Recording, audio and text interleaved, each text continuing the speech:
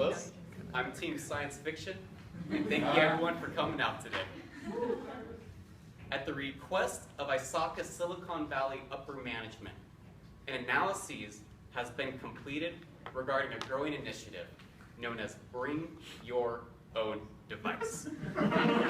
Bring Your Own Device is an initiative that allows an employee to use a personal device in place of a company-issued device. It has been said that by the year 2018, there will be close to 10 billion mobile devices on the planet, enough for 1.5 per living person. With numbers like that, there's only one word that can be used to describe bring your own device: inevitable. There are significant gains to bring your own device, but there are also significant risks that an organization must consider before implementing. One of the major reasons why an organization would implement bring your own device is due to cost savings. In a 2013 report by Cisco, it was shown that if an organization implemented bring your own device, they could save upwards of $3,150 per employee per year, just in asset acquisitions alone. In a study done by the US Census, it was shown that the average employee count for a large corporation, or one with more than 500 employees, was 3,300 workers. If each of those large organizations implemented bring your own device, they could be saving upwards of $10 million per year in asset acquisitions alone. In addition to savings costs, bring your own device also increases employee satisfaction. Consulting firm Capgemini did a study in 2013 that showed just the simple act of implementing bring your own device increased employee satisfaction in their job by a whopping 33%. The reason being, the employees didn't have to carry two sets of a device. They were able to merge work and personal and integrate them to decrease the amount of technologies necessary to accomplish objectives. Another reason why an organization would implement bring your own device has to do with productivity. It was shown that implementing bring your own device can increase an employee's productivity by upwards of 81 minutes per week or 70 hours per year within the United States. Now, this number isn't consistent. In Germany, the same study was done, but it was shown to only increase productivity by 3.5 hours per year. So why such a large discrepancy? That comes from skepticism surrounding bring your own device and the risks that can come with it. In a 2013 study by accounting firm Ernst & Young, it was shown that implementing bring your own device can increase the chance of mobile device security and risk by 65%. This is a huge number that organizations need to consider before implementing bring your own device. Now, in terms of risk, there are two types. The first being external. In a 2015 report by the US Government Accountability Office, they looked at reported external cybersecurity attacks from 2006 to 2014. The percentage increase wasn't 100, not 200, not 300, not 4, not 5, not 6, not 7, not 8, not even 900%. It was 1,100% increase of reported external cybersecurity attacks in only 8 years. A company-issued device can have the guarantee that there are methods to protect, detect, and correct against external attackers. a personal device lacks that guarantee. Now, when compared to external risk, however, there's another risk that is far more important to consider. I like to call that risk the Trojan horse. The Trojan horse is there the moment an organization opens up for business. The Trojan horse is there the moment the doors open. The Trojan horse is an organization's own employees. This is known as internal risk. Now, one method of bring your own device that can increase risk is known as man-in-the-middle or evil twin attacks. Within an evil twin attack, an employee takes a normal router that other employees will connect wirelessly to. The nefarious employee, however, then externally connects another wireless router with the same name and same password requirements in the hopes that employees will be confused between the two of them. Now, in the past, that nefarious employee had to physically connect the network and the router internally.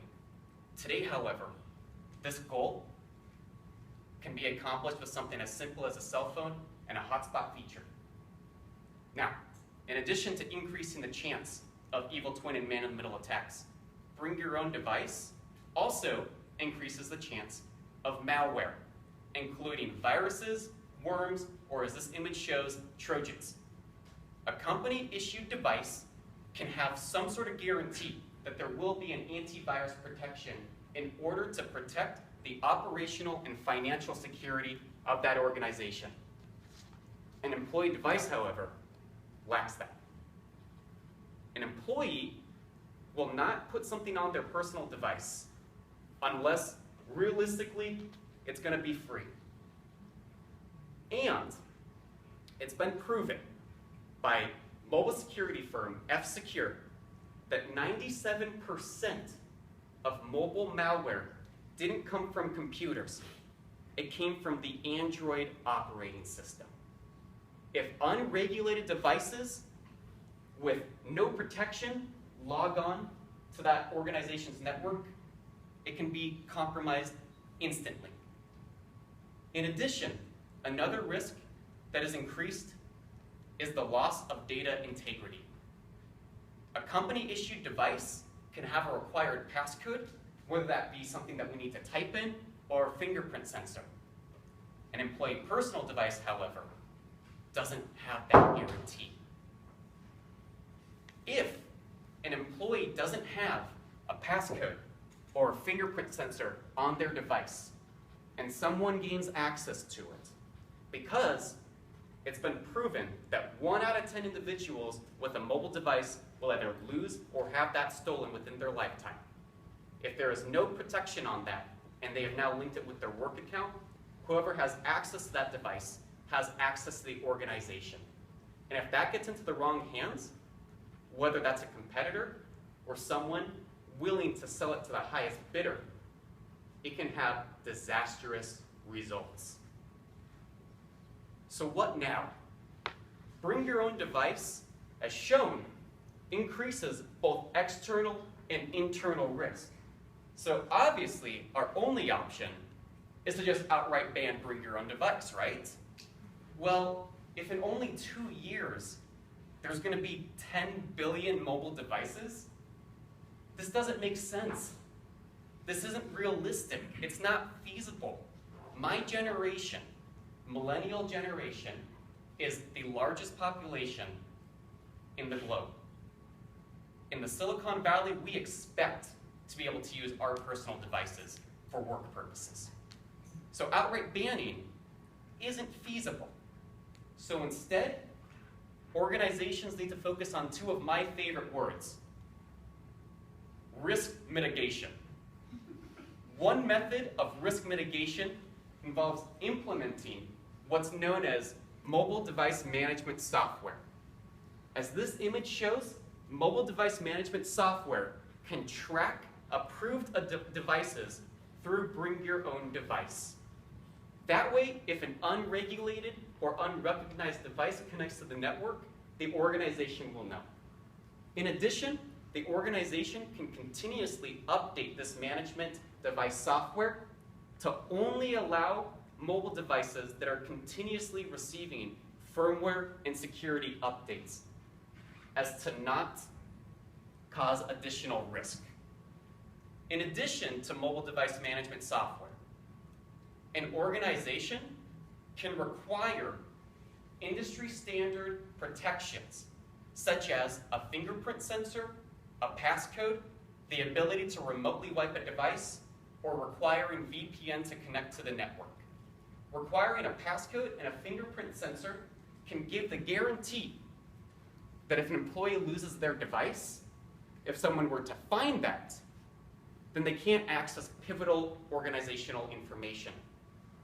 In addition, if that employee didn't set up the fingerprint sensor or passcode, the ability to remotely wipe the device can give further concrete support that whoever does have the device won't be able to access it, thus turning the mobile device into a brick.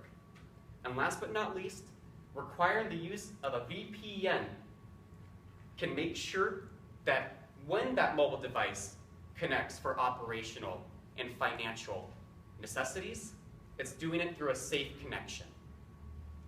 In addition, organizations can implement workshops in order to show the proper do's and don'ts of personal device usage. Management needs to be involved with the process of bring your own device in order to show the risks that can be caused from improper personal device usage. Having workshops on do's and don'ts can create discussions and allow employees to think about possible risks that may occur with the use of personal or improper personal device usage. So we need to plan for the future. If in 2 years there's going to be 10 billion mobile devices, where do we go from there? Well, there's 3 words organizations and those within the workforce like to use a lot, being work-life balance. The issue with work-life balance today, though, is the moment an employee puts their work purposes on a personal device, this balance ceases to exist. From an organizational and from a professional standpoint, we need to focus on 3 new updated words, being work-life integration. And at the center of this merge, bring your own device. Thank you so much for listening, and I'd like to open the floor for any questions.